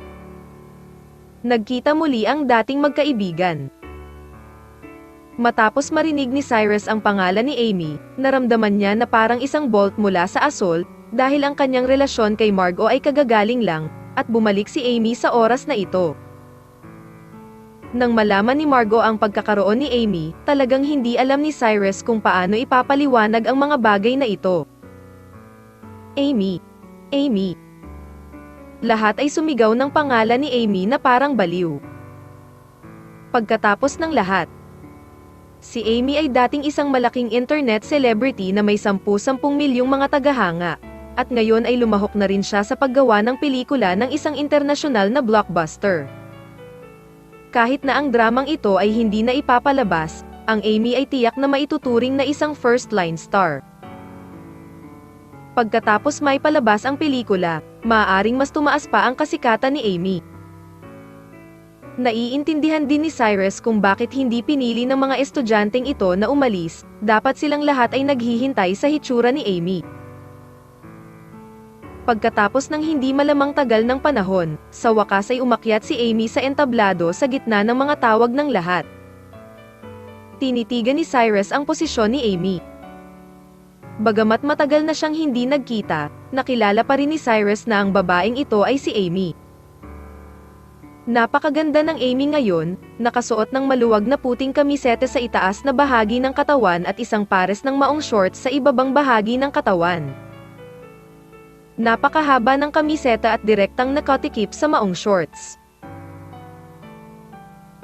na nagpapakita ng kanyang payat at makatarungang mga binti, na nagbibigay sa mga tao ng kakaiba feeling sexy at maganda, na may malabong ngiti sa kanyang maselang mukha, at isang pares ng itim na high heels sa kanyang mga paa. Sa orihinal, ang figure at hitsura ni Amy ay maaari nang ituring bilang ang pinakamahusay sa mga pinakamahusay. Kaakibat ng pagsasanay sa ibang bansa, ang ugali ni Amy ay dumanas din ng malalaking pagbabago. Tumingin si Cyrus kay Amy sa entablado, at naghalo rin ang kanyang puso. Lumingon si Abby at sinulyapan si Cyrus. Pagkatapos ay sinabi sa isang maliit na bibig, "Hindi ko inaasahan na magiging maganda ang iyong relasyon sa babae. Hindi ko talaga maintindihan kung bakit ka nagustuhan ng pinsan ko at ni Amy, dahil ba mas mayaman ka ba?" Tiningnan ni Cyrus si Amy na parang hindi niya narinig ang mga salita ni Abby. Tiningnan ni Amy ang lahat ng nasa audience na may matamis na ngiti, at pagkatapos ay marahang iwinagayway ang kanyang kamay. Sa isang iglap, natahimik ang lahat.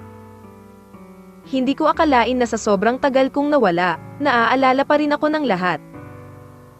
Masayang sabi ni Amy. Goddess Amy, babalik ka ba this time? Kamusta ang shooting mo?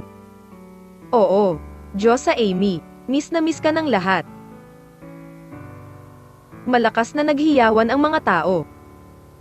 Ngumiti si Amy, at pagkatapos ay mahinang sinabi. Iyon na nga, hindi pa ako tapos sa paggawa ng pelikula sa Estados Unidos, kaya kailangan kong bumalik. Bumalik ako sa pagkakataong ito para lang makilala ang taong gusto kong makilala, at makibahagi sa pamamagitan ng The Way. Para sa school celebration na ito. Kilalanin mo ang taong gusto mong makilala. Nang marinig ng lahat ang mga salita ni Amy, hindi nila maiwasang magpakita ng naguguluhan na ekspresyon. Goddess Amy, sino ang gusto mong makita? Pamilya mo ba ito? Goddess Amy, bumalik ka ba para makita ako? Half-joke na sabi ng crowd. Masayang ngumiti si Amy pagkatapos marinig ang mga salitang ito, at pagkatapos ay mahinang sinabi, ang taong gusto kong makita sa pagbalik ko sa pagkakataong ito ay ang aking kasintahan. Boyfriend ni Goddess Amy. Si Cyrus kaya, Master de la Cruz. Kasama ba talaga ni Goddess Amy si Master de la Cruz? Hindi ba't si Margot ang kasintahan ni Master de la Cruz?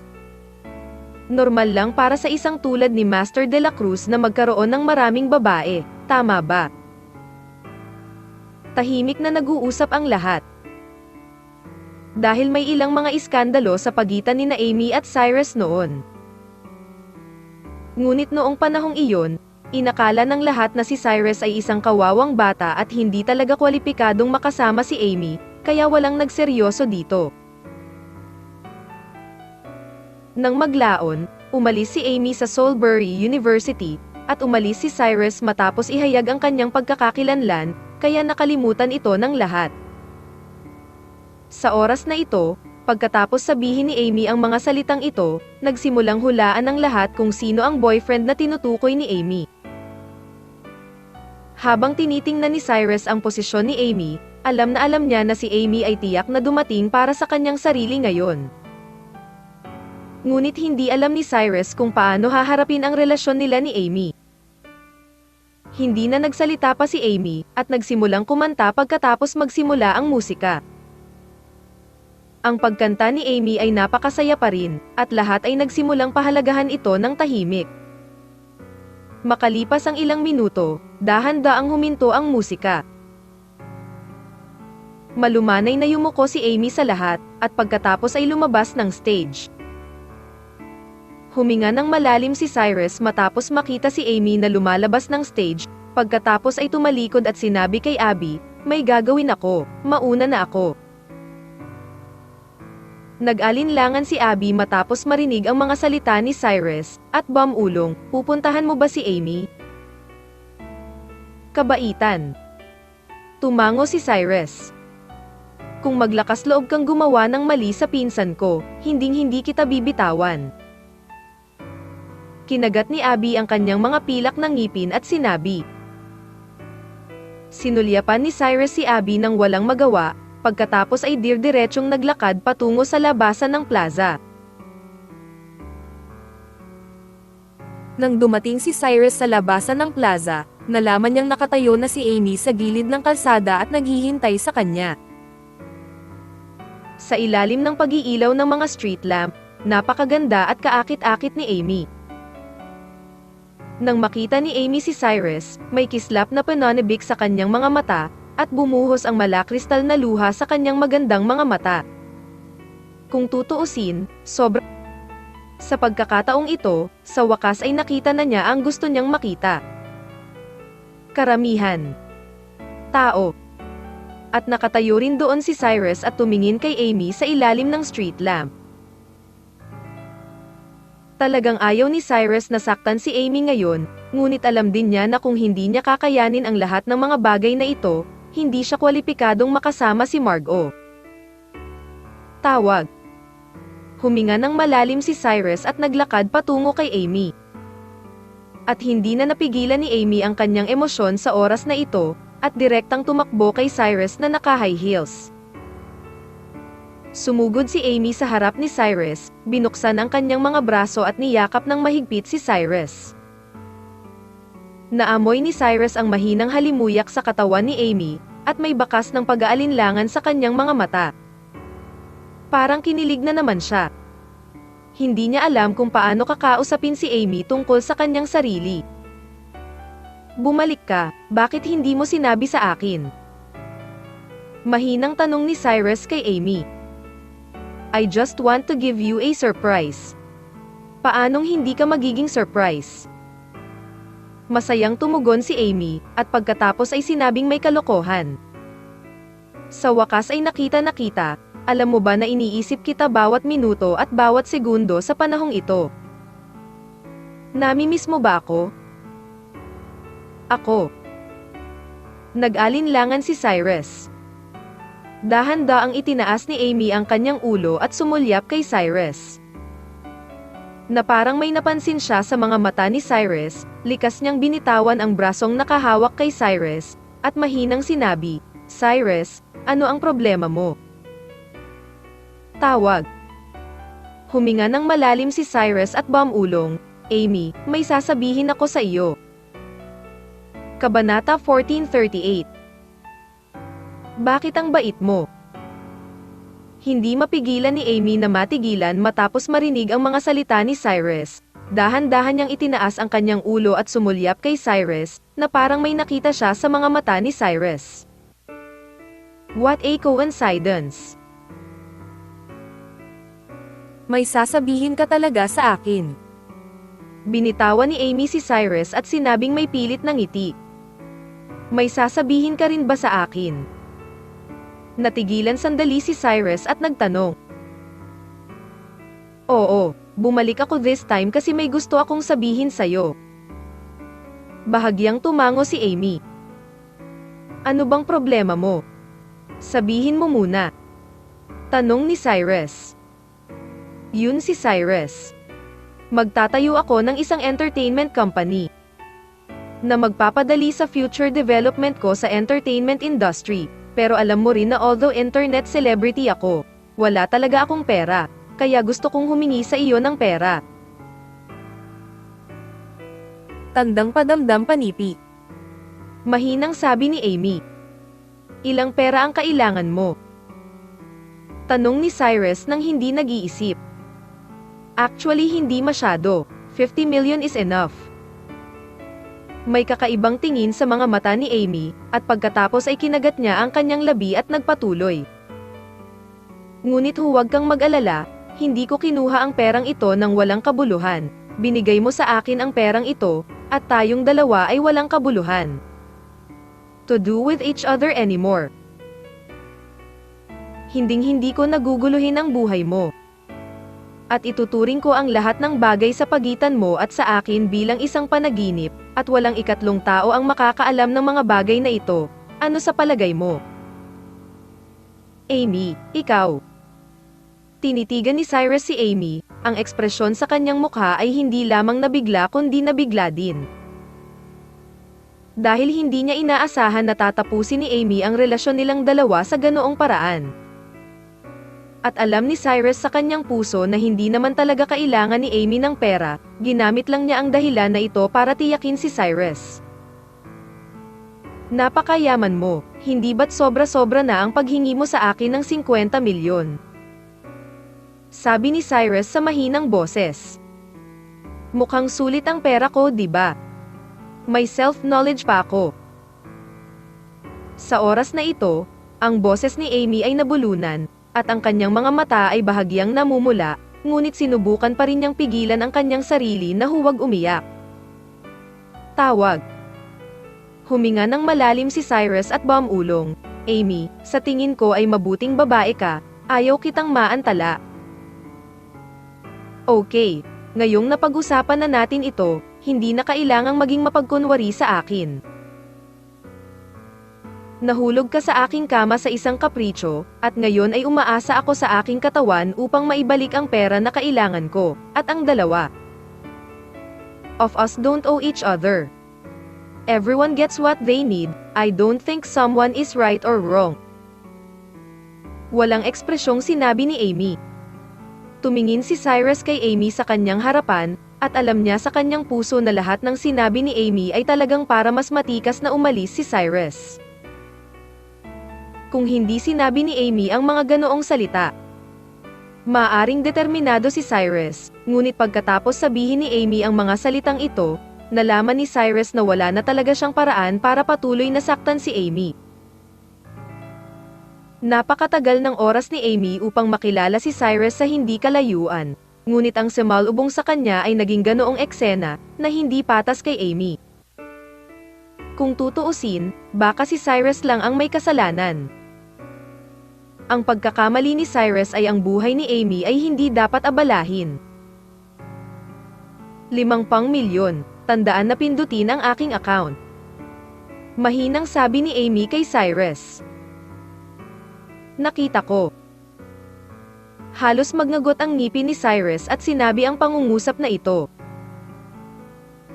Tumingin si Amy kay Cyrus, nag-alinlangan ng mahabang panahon, at sa wakas ay dahan-daang sinabi, Cyrus, pwede ba kitang yakapin sa huling pagkakataon? Hindi nagsalita si Cyrus, ngunit nagkusa na maglakad sa harap ni Amy at yakapin si Amy sa kanyang mga bisig.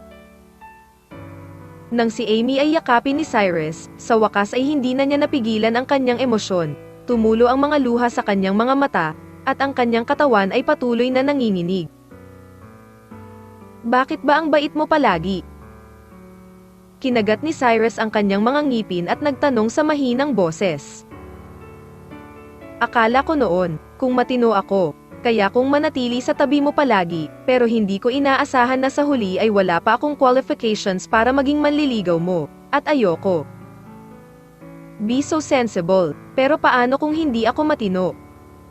I just want to get myself out of your life in a decent way.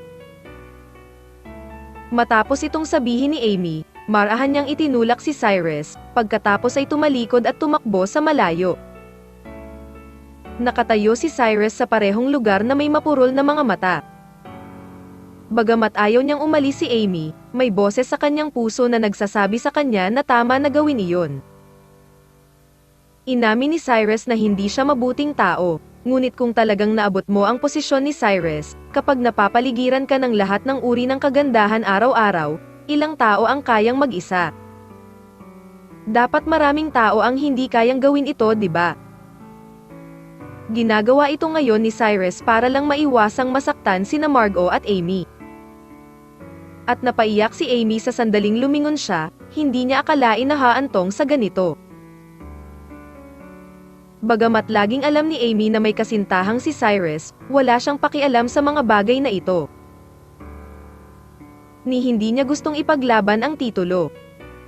Ang gusto lang niyang gawin ay manatili sa tabi ni Cyrus, kahit na it was a junior as a lover, as long as Cyrus still have her in his heart, tama na.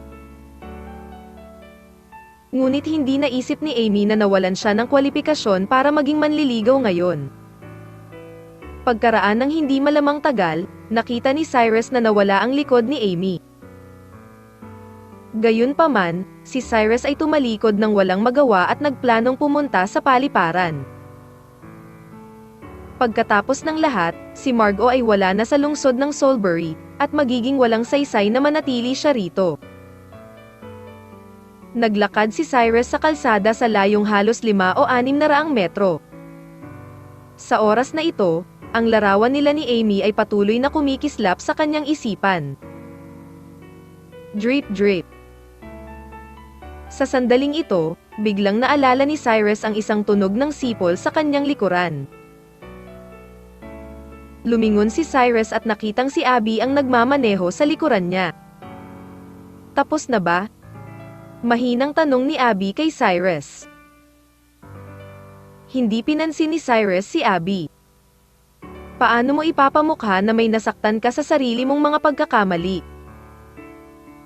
Nagpout si Abby at sumigaw, pagkatapos ay nagpatuloy. Ngunit kahit na ano, maganda ang ginawa mo sa pagkakataong ito. At least hindi ka naging scumbag. Hindi ko sasabihin ang tungkol dito sa pinsan ko. huwag kang mag-alala. Hindi pa rin pinansin ni Cyrus si Abby at nagpatuloy sa paglalakad. Hello. Saan kita kinakausap? Hindi mo ba ako narinig? Malakas na sumigaw si Abby matapos makitang hindi pa rin nagsasalita si Cyrus. Ano ang ginagawa mo, maliit na brat? Inip na saway ni Cyrus. Bata ka pa lang. Uuwi ka na ba? Kailangan ba kitang ihatid?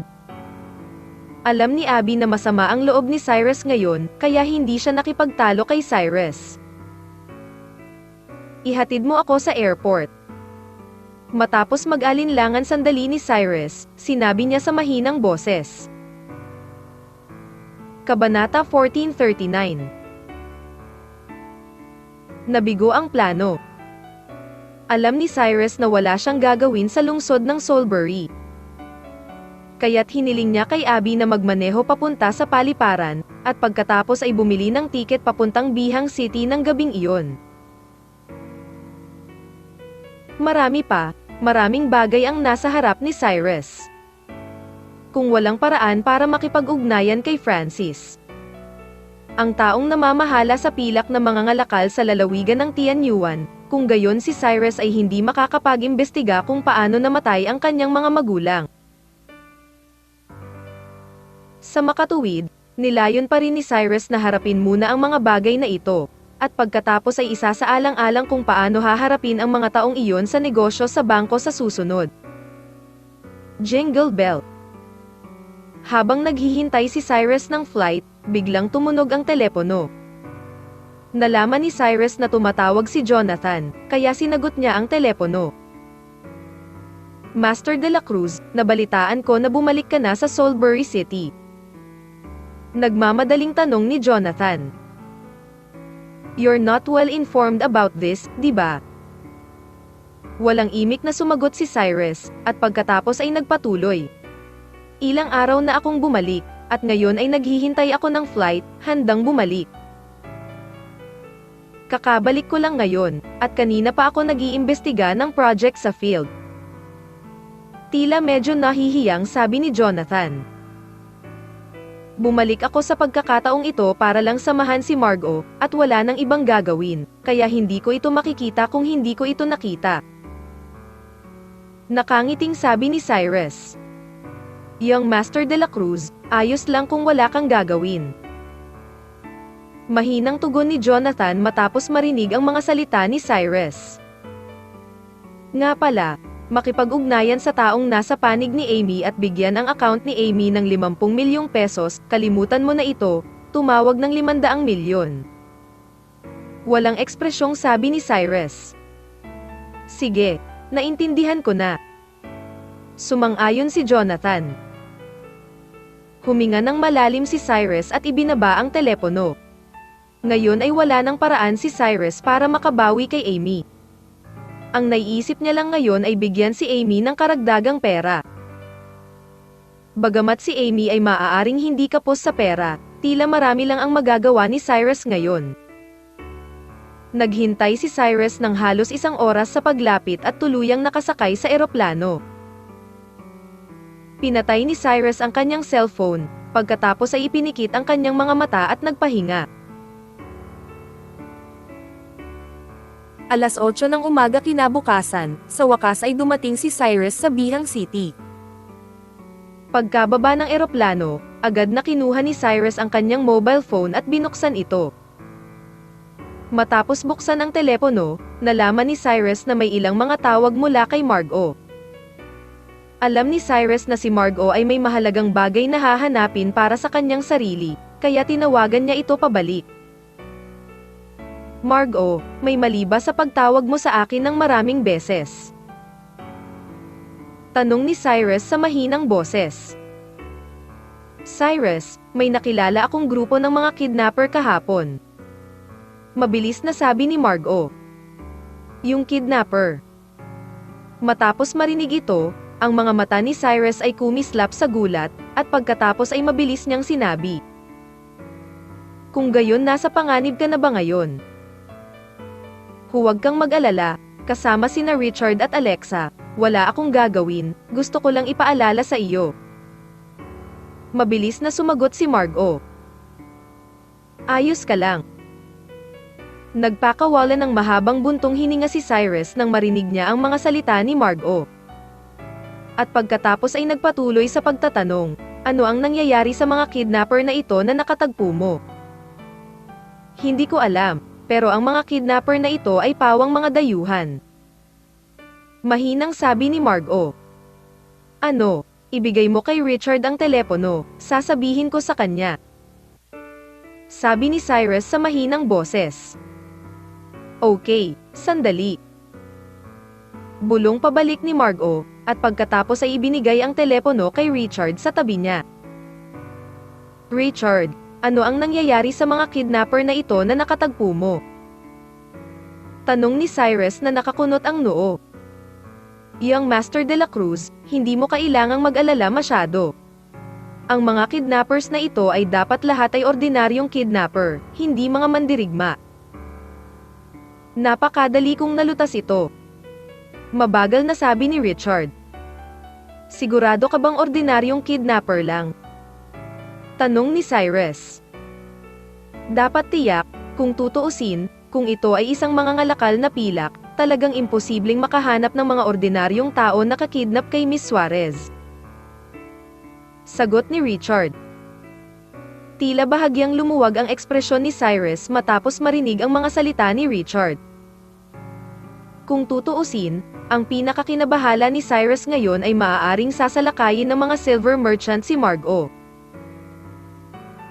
Kung ito ay talagang isang mangangalakal na pilak, kung gayon natatakot ako na kahit na nasa paligid si Richard, hindi ito katugma para sa mga taong iyon. Paano kung hahanapin kita ngayon? Sabi ni Cyrus pagkatapos mag-isip sandali. Master de la Cruz, nakipagkita na po si Miss Suarez sa investor.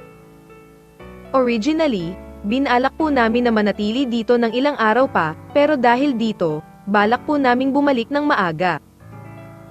Mabagal na sabi ni Richard. Well, dapat mong protektahan ang kaligtasan ni Margo.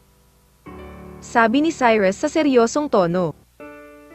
Young Master de la Cruz, huwag kang mag-alala. Mabilis na sabi ni Richard. Hiniling ni Cyrus kay Richard na ibalik ang telepono kay Margo, at pagkatapos ay maikling sinabi kay Margo. Dahil pinaplano ni Margo na bumalik sa Salisbury City ngayon, kahit na maipasa ito ni Cyrus, huli na ang lahat, kaya kinansela ni Cyrus ang ideya ng pagpunta sa UK.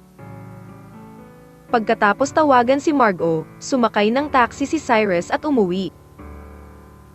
10:00 na ng umaga nang makauwi si Cyrus. Iyan dapat ay pumasok siya sa paaralan para sa klase, kaya nagpahinga si Cyrus sa bahay. Kabilang panig.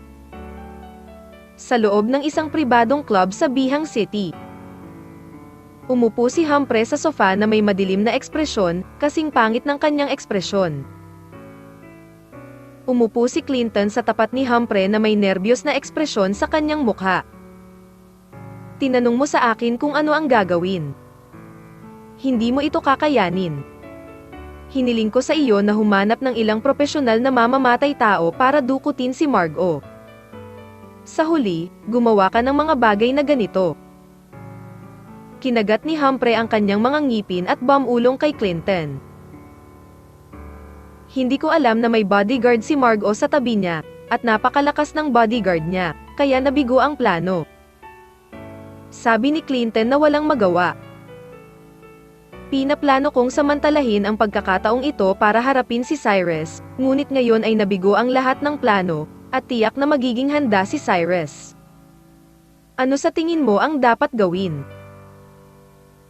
Tanong ni Humphrey na nakakunot ang noo. Nang marinig ni Clinton ang mga salita ni Humphrey, isang bakas ng kawalan ng kakayahan ang sumilay sa kanyang mga mata, at hindi siya nagsalita pagkatapos huminga ng malalim. Kung tutuusin, wala siyang maisip sa ngayon. Jingle bell. Ngunit sa sandaling ito, tumunog ang cellphone ni Humphrey. Kinuha ni Humphrey ang telepono at sinulyapan ito.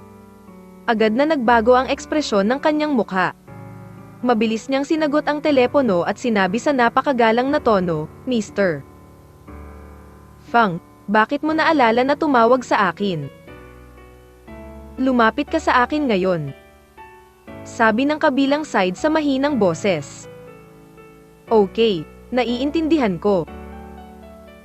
Mabilis na sumang-ayon si Humphrey, at pagkatapos ay ibinaba ang telepono. Kabanata 1440. Pagkalason. Pagka-uwi ni Cyrus, diretso siyang natulog hanggang 3:00 ng hapon. Nang magising si Cyrus, nalaman niyang bumalik si Vera, nakaupo sa sofa at nanonood ng TV. "Bumalik ka na ba?" Umalis si Cyrus sa kwarto at mahinang tinanong si Vera. "Kabaitan." Bahagyang tumango si Vera. Pagkatapos ay ibinoling ang kanyang ulo para tingnan si Cyrus, at bahagyang nagtanong, "Ano ang ginagawa mo sa Salisbury City nitong mga araw? Ano pa ang magagawa ko?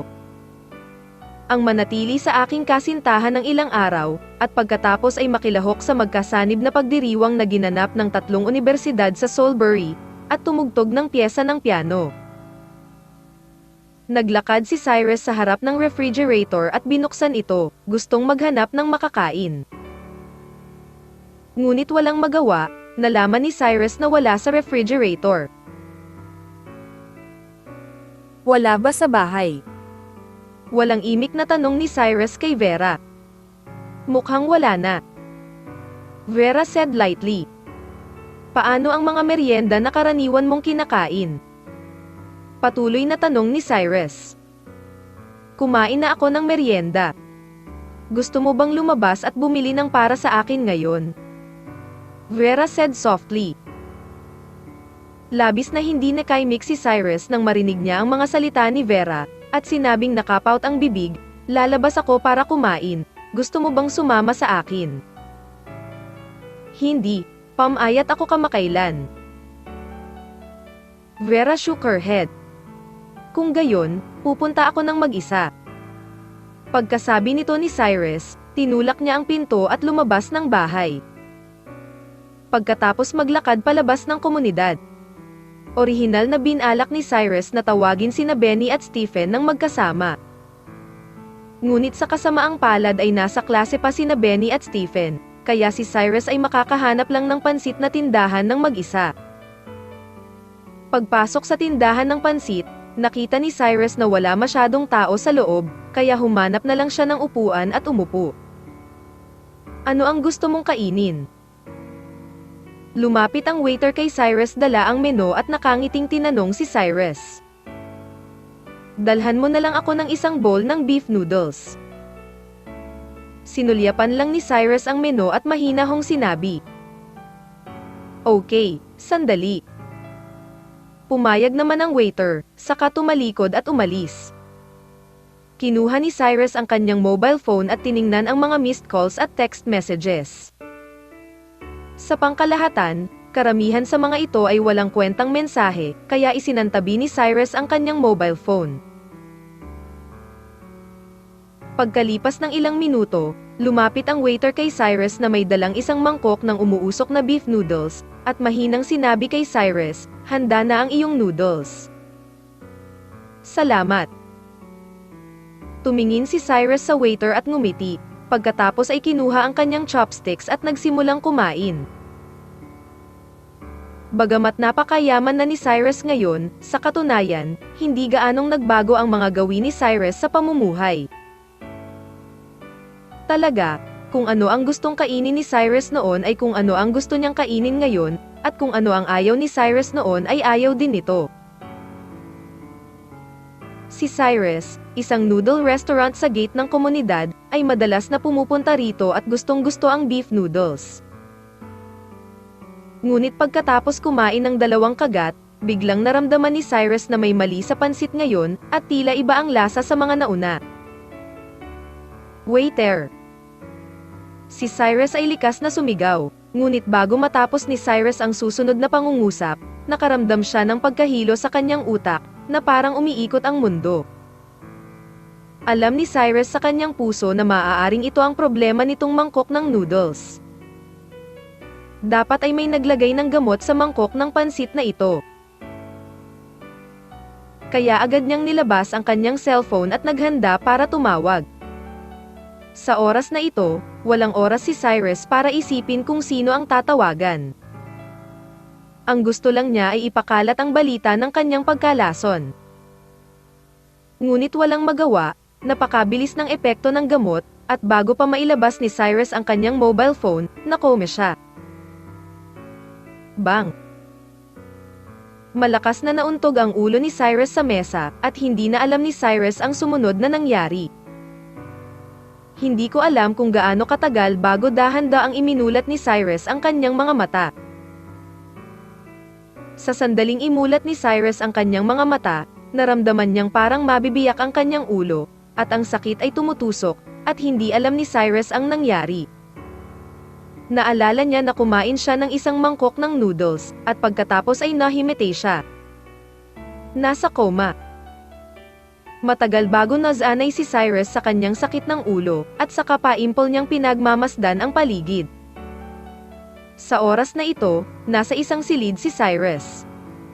Ang estilo ng dekorasyon ng silid na ito ay ang estilo ng Our Country, at may malaking salitang Zen na nakasabit sa dingding.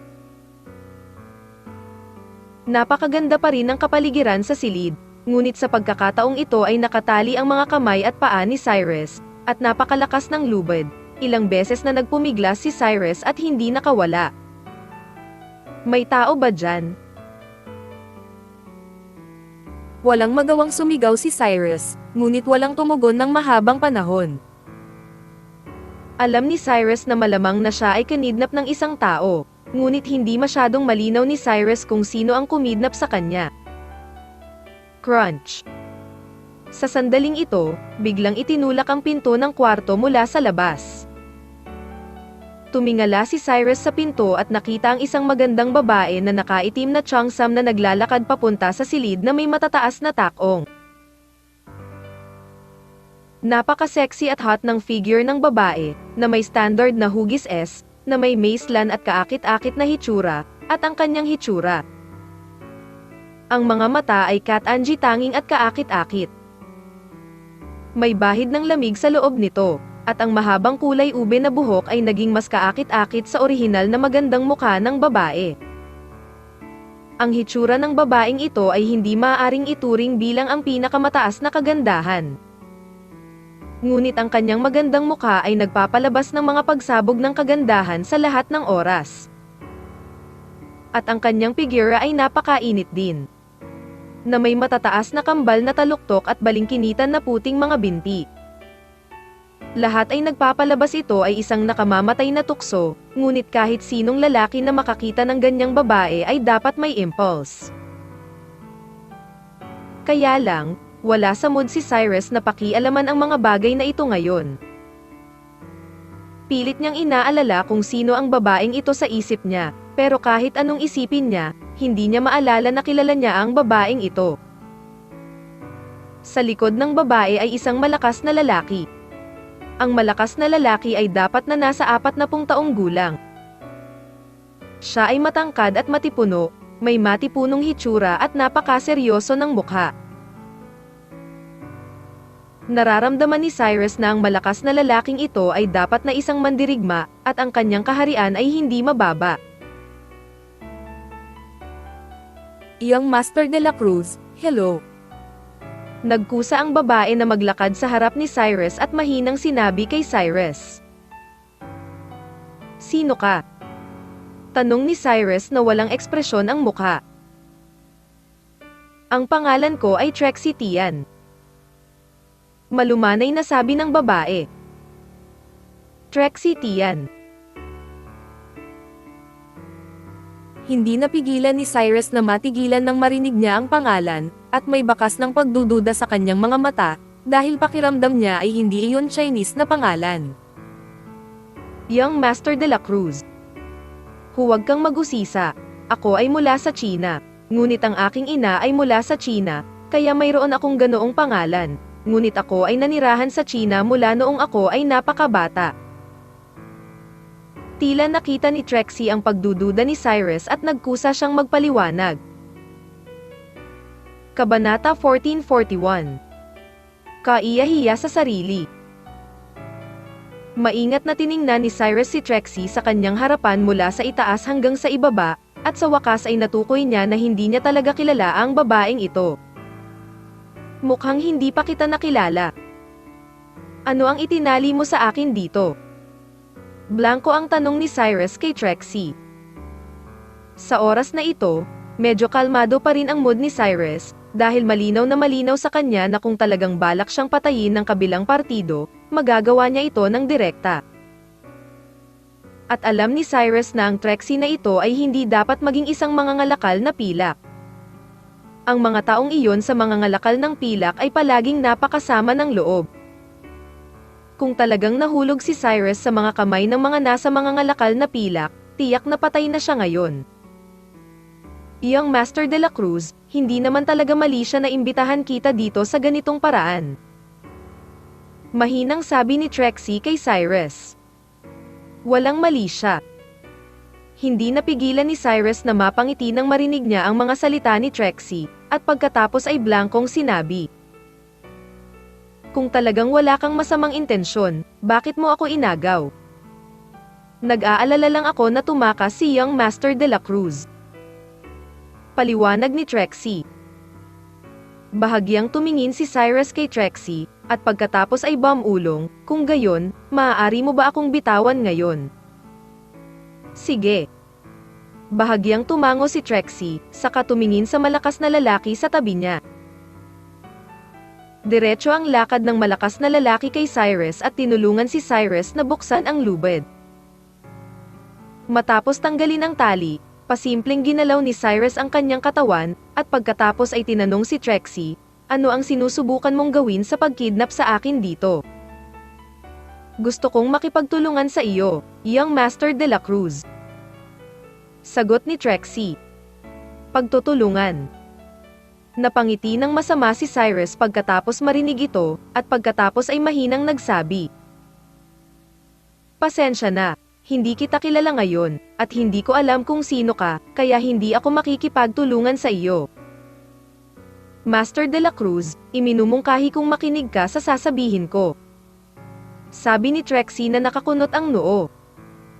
Kung talagang plano mong makipagtulungan sa akin, dapat hindi mo ako makilala sa ganitong paraan. Dahil sa ganitong paraan ang pinili mo, ibig sabihin wala kang sinseridad na makipagtulungan. Direktang pinutol ni Cyrus ang mga salita ni Trixie, at pagkatapos ay naglakad palabas ng silid na may mga hakbang. Young Master de la Cruz, bagamat inalis na kita, hindi ibig sabihin na makakaalis ka na dito. Mahinahong sabi ni Trixie. Oo. Nilingan ni Cyrus ang kanyang ulo at sinulyapan si Trixie, at nagtanong sa tonong nakakainis. Young Master de la Cruz, hindi ka makakaalis ngayon. Hindi nagsalita si Trixie, ngunit ang malakas na lalaki na nakalas kay Cyrus noon ay naglakad sa harap ni Cyrus at hinarangan ang daan ni Cyrus. Malinaw, hindi kinuha ng malakas na lalaking ito si Cyrus sa kanyang mga mata, naramdaman niyang hindi niya kalaban si Cyrus.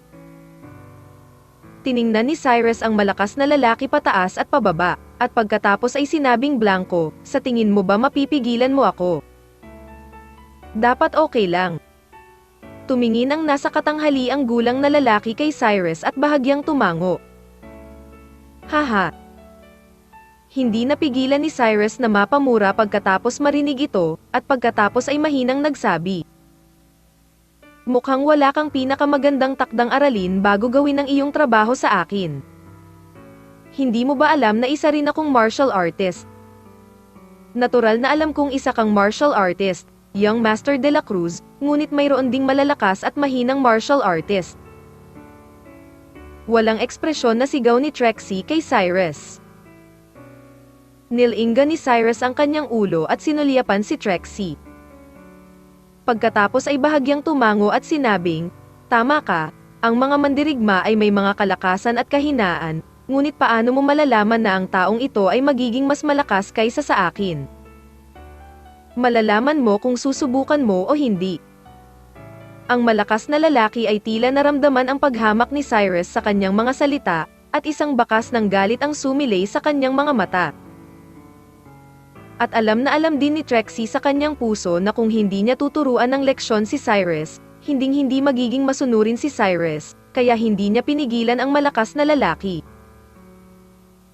Nakita ng malakas na lalaki na hindi nagsasalita si Trixie, at dumiretso sa kinatatayuan ni Cyrus. Huminga ng malalim si Cyrus, at nang sumugod na ang malakas na lalaki sa kanyang harapan, hinampas ni Cyrus ang dibdib ng malakas na lalaki ng isang backhand na suntok. Dapat mong malaman na ang kasalukuyang Cyrus ay hindi na ang Cyrus dati. Ang kontrol ni Cyrus kay Shantian Shenwukwan ay lubos ding napabuti. Ngayon ang lakas ng kanyang suntok ay maihahambing pa sa isang martial arts master. Ito ang metamorphosis ng Shantian Shenwukwan. Sa orihinal, inakala ng malakas na lalaki na si Cyrus ay isang ordinaryong mandirigma lamang, kaya hindi niya itinalaga si Cyrus, at natural na hindi siya handa para sa suntok na ito mula kay Cyrus. Bang! Isang malakas na putok. Ang kamao ni Cyrus ay bumangga sa dibdib ng malakas na lalaki, at ang katawan ng malakas na lalaki ay lumipad palabas sa isang iglap, at pagkatapos ay bumagsak sa kahoy na pinto. Saglit, natigilan si Trixie sa kinauupuan, ang kanyang magagandang mata ay puno ng pagkabigla at kawalang paniwala, dahil hindi niya inaasahan na ang kakayahan ni Cyrus ay sobrang nakakatakot. Ang malakas na lalaki na pinalayas ni Cyrus kanina ay tinatawag na Sun Chengxiang. Siya ay ipinanganak sa mundo ng martial arts. Ngayon ay mayroon na siyang lakas na pang-apat na ranggo ng isang martial artist. Matagal na siyang kasama ni Trixie. Ganun pa rin ang lakas ni Trixie kay Sun Chengxiang. Very understanding. Ngunit hindi inakala ni Trixie na si Sun Chengxiang ay magiging lubhang mahina sa harap ni Cyrus. Tila hindi inakala ni Cyrus na ang kanyang suntok ay magkakaroon ng ganoong nakakatakot na kapangyarihan. Isang kislap ng pagmamalaki ang sumilay sa kanyang mga mata, at pagkatapos ay mahinang sinabi niya kay Trixie, "Hindi ka ba aasa sa taong ito na huminto?" "Ako. Boy, hindi mo kailangang maging mayabang, ngayon lang ako pabaya." Sa sandaling ito, isang dagandong ang biglang dumating mula sa labas ng bahay.